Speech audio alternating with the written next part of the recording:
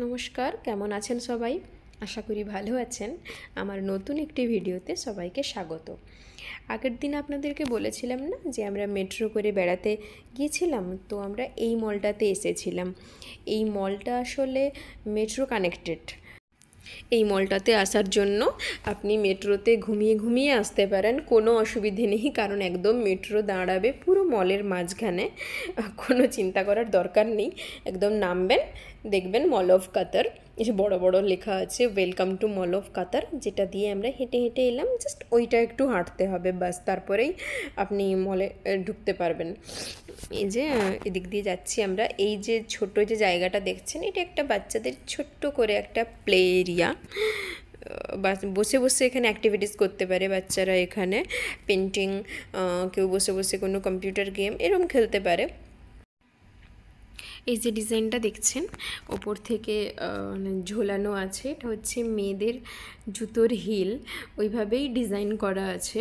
এটা ফোনের থেকে অবভিয়াসলি সামনে বেশি সুন্দর লাগে। ফোনে বুঝতে পারছি না কতটা বুঝতে পারছেন আপনারা, কতটা বোঝাতে পারছি আমি। বুঝতে পারছেন কি আপনারা? হয়তো একটু বোঝা যাচ্ছে। এখন দিয়ান একটু হাঁটতে পেরেছে, তাই জন্য ভাবলাম ওর জন্য এক জোড়া জুতো কিনবো। তো 1 বছরের বাচ্চার জুতোর প্রাইস কত হওয়া উচিত আপনারাই বলুন। এখানে জানেন তো, স্টার্টিং প্রাইস বললো 299 রিয়াল, মানে ধরুন আমাদের দেশের টাকা অনুযায়ী মাত্র 6000 টাকা। তাই আপাতত এখান থেকে জুতো কেনার আইডিয়াটা একটু ড্রপ করলাম, অন্য জায়গা থেকে কিনলাম। এত নেয়নি, 50 রিয়াল নিয়েছে, মানে ধরুন আমাদের দেশের টাকা অনুযায়ী 1000 টাকা নিয়েছে। এই ডিজাইনটা দেখুন ওপরের, কি সুন্দর না?